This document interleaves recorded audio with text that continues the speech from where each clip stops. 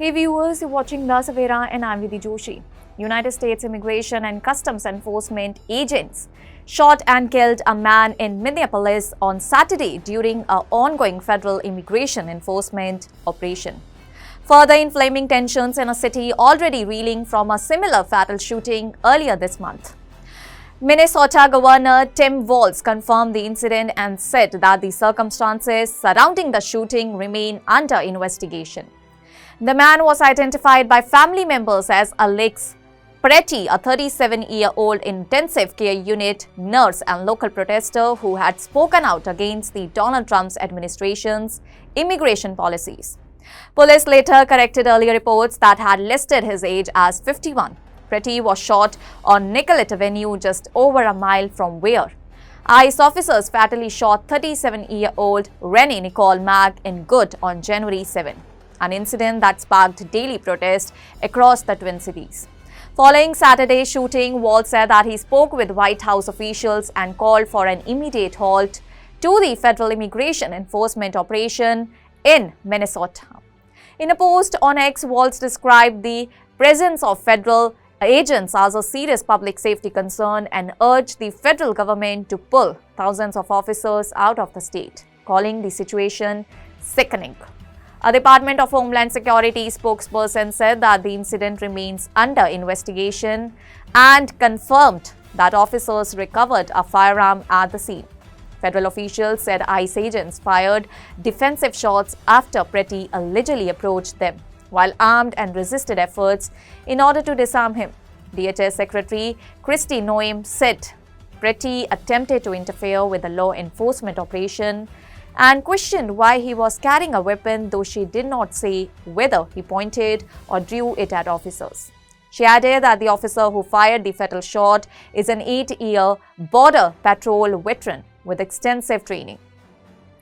Minneapolis Police Chief Brian O'Hara said that local authorities believe that Pretty was a lawful gun owner with a permit in order to carry.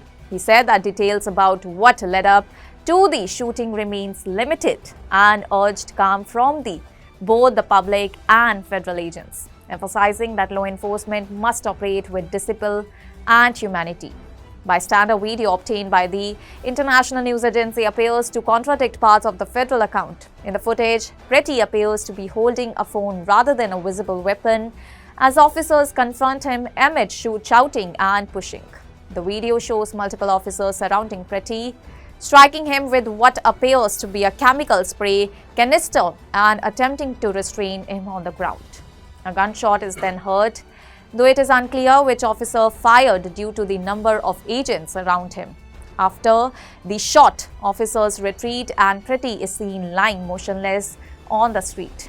Pretty's family released a statement expressing grief and anger, describing him as a compassionate nurse who wanted to help others. They accused federal officials of spreading false claims, saying that video evidence shows Pretty holding a phone with his other hand raised while trying to protect another person who had been pushed by officers. Well, the shooting sparked immediate protests despite dangerously cold weather with temperatures near -6 degrees. Hundreds gathered near the scene, shouting at federal agents, blocking streets with dumpsters and chanting slogans such as "ICE out now" and "Observing ICE is not a crime." Officers used batons, flashbangs, and chemical spray as clashes broke out. And by evening, the atmosphere shifted as hundreds gathered quietly at a growing memorial, holding signs reading "Justice for Alex Pretty" and chanting the names of Pretty and Renee Good.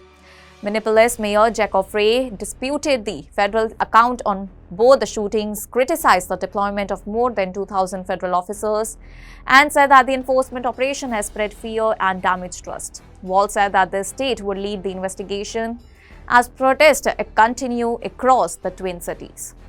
That's all for now. Stay tuned to The Savera for more updates. Do like, comment, and subscribe to the channel.